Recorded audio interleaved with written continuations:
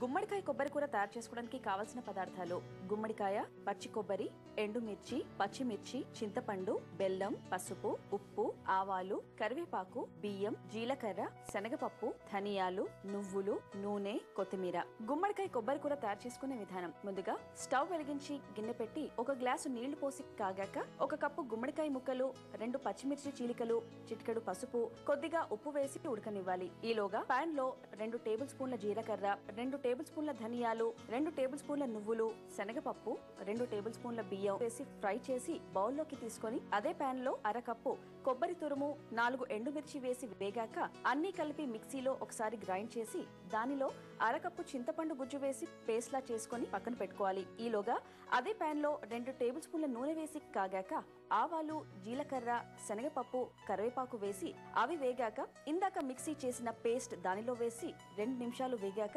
ఉడికించిన గుమ్మడి ముక్కలు, పచ్చిమిర్చి చీలికలు, ఉడికిన నీరు దానిలో పోసి 2 టేబుల్ స్పూన్ల బెల్లం, తగినంత ఉప్పు వేసి కలిపి 2 నిమిషాలు ఉడికించి బౌల్లోకి తీసుకొని కొత్తిమీర చల్లుకుంటే నోరూరించే గుమ్మడికాయ కొబ్బరి కూర రెడీ.